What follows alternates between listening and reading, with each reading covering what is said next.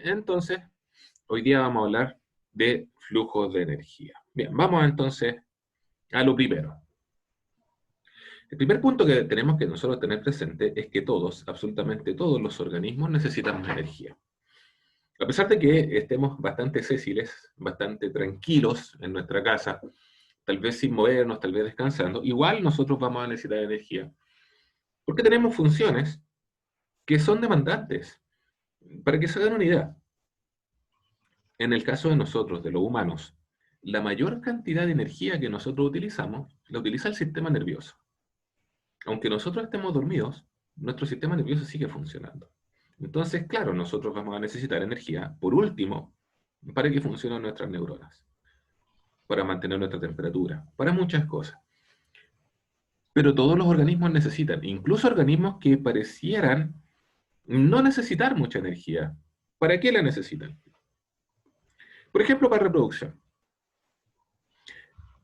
Piensen ustedes en, vamos a poner la siguiente situación. Un fruto. O sea, hay un arbolito que generó un fruto. Pensemos, por ejemplo, en un melón. ¿Ya? Me gustan los melones, así que vamos a pensar en un melón.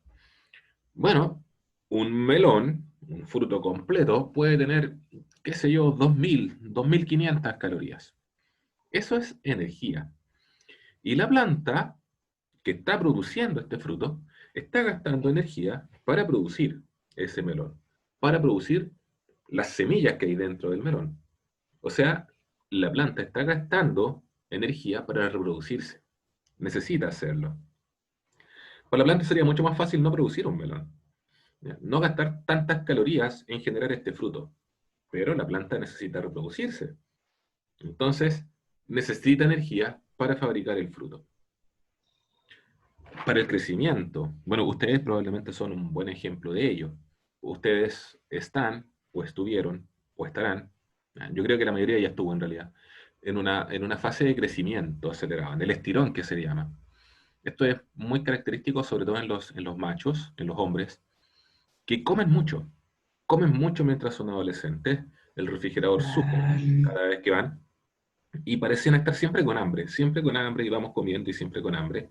Insisto, esto es más marcado en los hombres, porque hay un mayor crecimiento muscular que en las mujeres. ¿Me está Eh, nombrando, mister? yo creo que estoy nombrando muchos, ¿ya? Yo creo que estoy nombrando muchos. Y eso se debe a que crecer también gasta mucha energía. Entonces, vamos nuevamente a necesitar alimentarnos.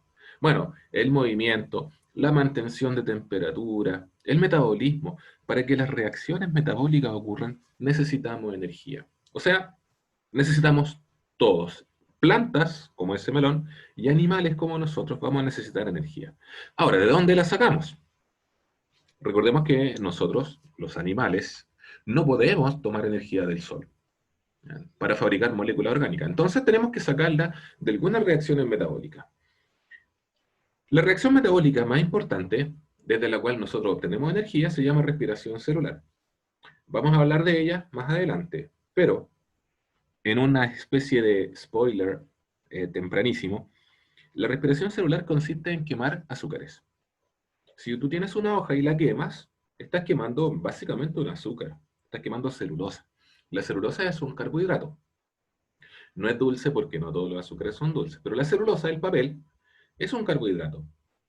Y cuando le agregas fuego, ese papel es capaz de generar calor, de liberar energía. Nosotros hacemos lo mismo. No tomamos celulosa, ya, tomamos glucosa, tomamos otros azúcares y los quemamos, los combinamos con oxígeno y producimos energía. Esa es la reacción que se conoce como respiración celular. Es la que más energía nos aporta, insisto. Hay otros tipos de reacciones metabólicas que también entregan energía. Hay unas que se llaman fermentaciones. Las fermentaciones también liberan energía, la hacen las bacterias, por ejemplo. Las bacterias se alimentan mediante fermentaciones. Y en algunas circunstancias especiales, también los organismos pueden hacer fermentación. De hecho, nosotros también podemos hacer fermentación. ¿Ya? Para los que hacen más deporte, los que practican, que se atletismo o rugby, a lo mejor han escuchado hablar del ácido láctico o del dolor muscular después de un entrenamiento fuerte. Eso se debe en parte a fermentaciones que ocurren para obtener energía. O sea, siempre la necesitamos. ¿De dónde viene la energía? Ya lo habíamos dicho, del sol. Ya, hay organismos que son capaces de tomar la energía del sol y transferir esa energía en enlaces que se dan entre unas moléculas de alta energía. ¿Qué pasa entonces? Después, esas moléculas de alta energía, nosotros las vamos a quemar, las vamos a romper. Y al romper esos enlaces, ¡pum!, se libera esa energía y ¡pum!, yo la uso. Ese es el negocio. La fotosíntesis toma la energía del sol, la guarda en enlaces químicos. La respiración celular, ¿qué hace? Toma esas moléculas, las quema y esos enlaces, ¡pum!, los libera y saca la energía. La fotosíntesis es el más importante. Hay otro proceso que se llama quimiosíntesis, que también es bueno, también funciona. No lo hace en base a la luz, lo hace en base a unas reacciones químicas, pero es súper limitado.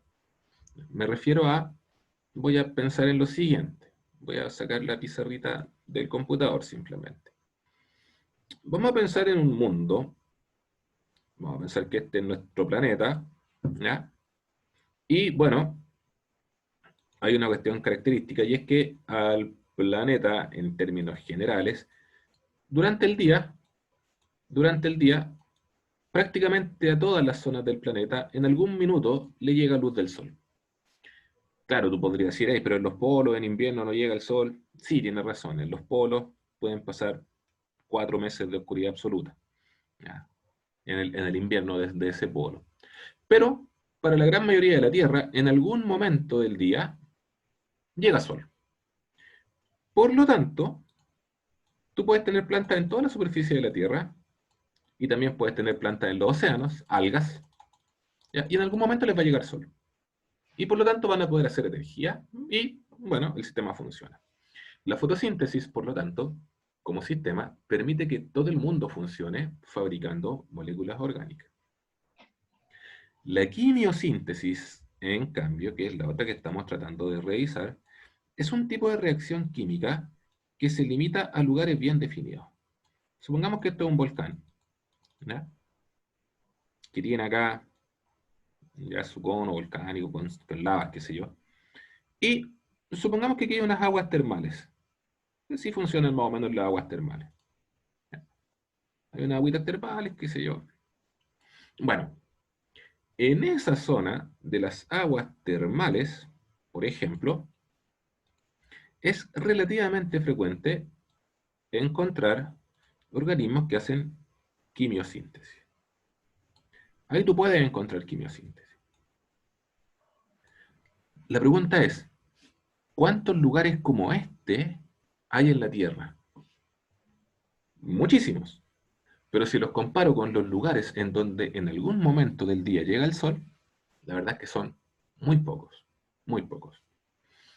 Ahora, aquí van a haber bacterias que hacen quimiosíntesis, van a producir moléculas orgánicas y las van a usar, pero solo ahí.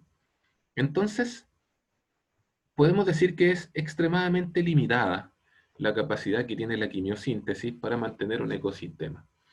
Sin embargo, son capaces de generar ecosistemas locales, ecosistemas muy puntuales. ¿Ya? Ahora, fíjense la reacción de que está ahí abajo. ¿Eh?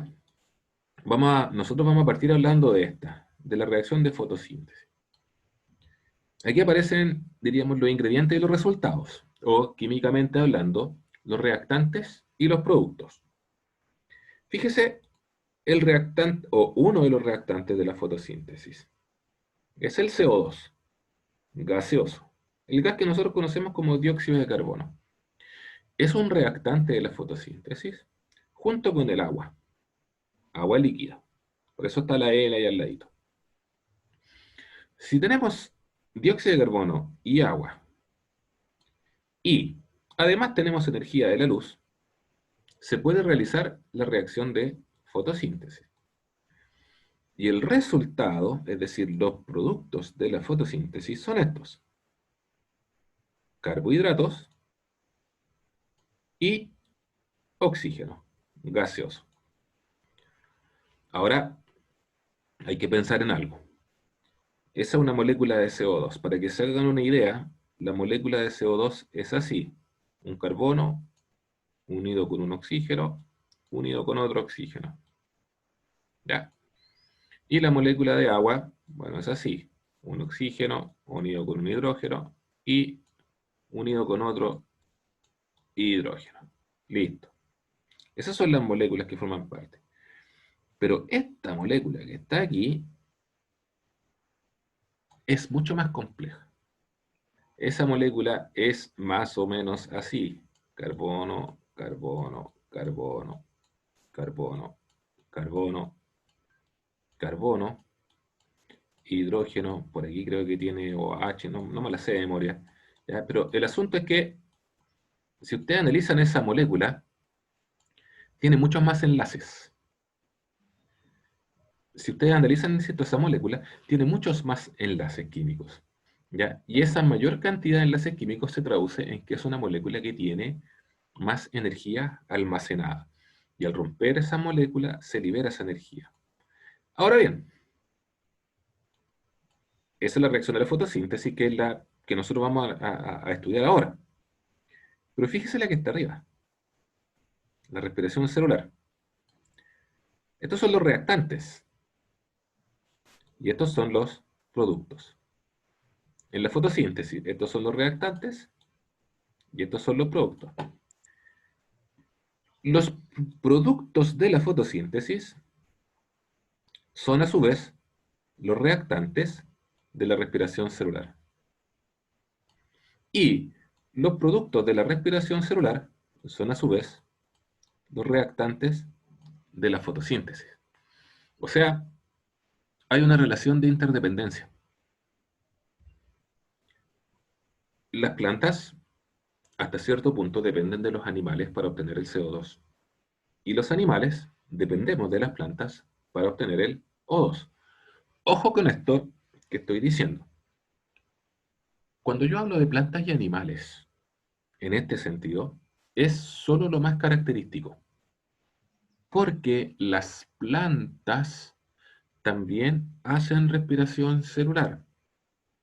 Ojo, muchas veces los estudiantes se quedan con la idea de que las plantas solo hacen fotosíntesis. No, las plantas hacen fotosíntesis y también hacen respiración celular.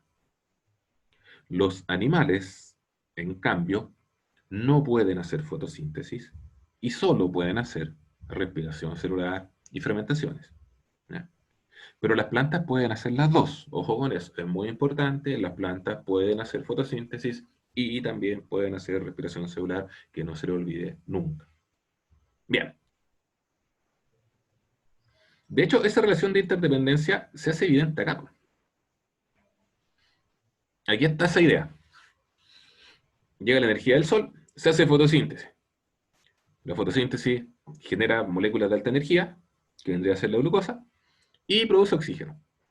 Y el oxígeno y esta glucosa, estas moléculas de alta energía, son requisitos para que ocurra la respiración celular. Bueno, se hace la respiración celular, se extrae esa energía que se almacena aquí arriba, se saca esa energía y el producto son dióxido de carbono y agua, que a su vez son los reactantes de la fotosíntesis. Y aquí tú tienes un movimiento cíclico, donde lo que estás haciendo básicamente es, voy a ponerlo en esta idea, por si acaso, ya, tiene energía acá, esa energía se almacena aquí en la glucosa, se almacena en la glucosa, se almacena en la glucosa, se genera la respiración celular, esa energía sale, queda disponible para los demás organismos, y después tiene que ir a recargarse. Se carga de energía, viene, la libera, van a cargarse. Y así sucesivamente. De hecho, es tan así este asunto que tú podrías tener algo como esto. Lo que están viendo ahí ustedes son unas geósferas, se llaman, ya, ecósferas, perdón, ecósferas. Son unas esferitas de vidrio transparentes que en su interior tienen algas, ahí se pueden ver las algas, esas cositas que están ahí, algas, por lo tanto esas algas van a hacer fotosíntesis, y tienen además pequeños camaroncitos, pequeños crustáceos, ahí están. Son transparentes, por lo tanto, la energía puede atravesar aquí. ¿Ya? La energía puede atravesar. Entonces el secreto es este, pues. Viene la energía, atraviesa, llega a las algas, hace fotosíntesis. Los camaroncitos se comen esas algas, ¿ya? Y por lo tanto obtienen energía a partir de las algas. Y esos camaroncitos, a su vez, producen CO2, ¿ya? Y ese CO2 lo utilizan las plantas para producir nuevamente comida, y etcétera, etcétera. ¿Ya? De modo que se genera aquí un ciclo completo, es como una mini tierra, una tierra en miniatura, ¿ya? Y además de eso, hay bacterias descomponedoras que se encargan de devolver nutrientes, ¿ya? Hay todo un mundo ahí. Pero tú lo podrías tener, ¿ya? Y se puede mantener siempre y cuando tú permitas que esté totalmente cristalino, de modo que la luz pueda entrar. Si en algún momento tú impides que entre la luz, deja de haber fotosíntesis, deja de haber alimento y por lo tanto estos animalitos se mueren. Esa es la idea. ¿Ya? ¿Dudas hasta aquí, muchachos? La verdad es que no. Perfecto, muchas gracias. ¿Ya? Continuamos. Ahora vamos a empezar a irnos un poco más al hueso del asunto. Vamos a definir el concepto de productores. ¿Ya? Y bueno, los productores son eh, aquellos organismos que producen materia orgánica. Por eso se llaman productores. ¿Ya? Un productor, por lo tanto, es capaz de fijar la energía del sol.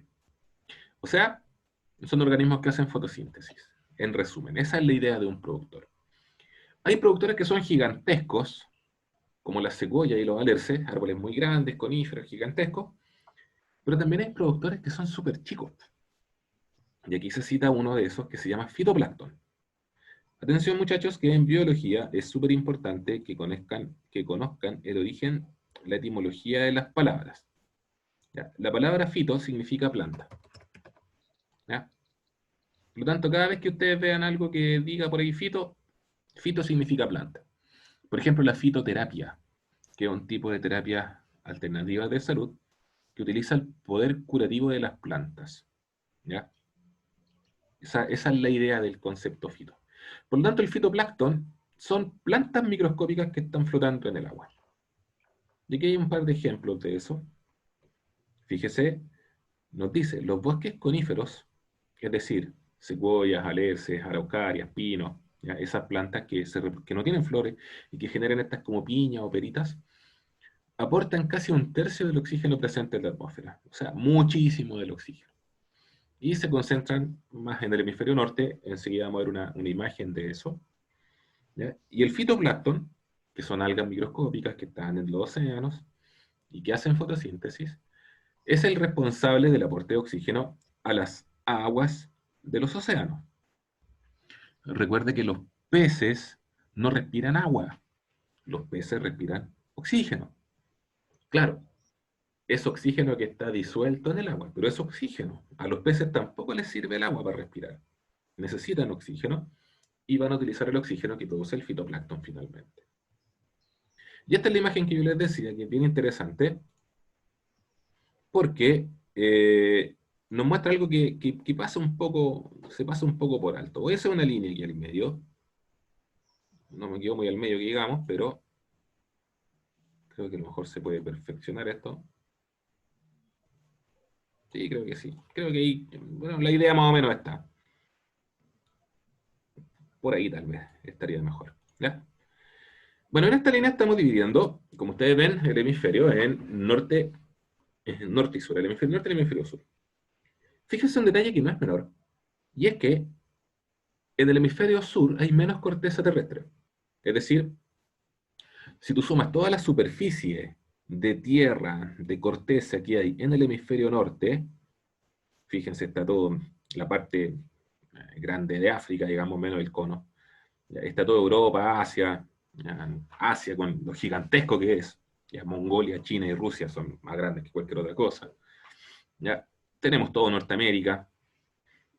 Y en cambio en el hemisferio sur tenemos, bueno, el cono sur de América, parte del Amazonas, Australia, el cono de África y sería Tuti. ¿Qué pasa entonces?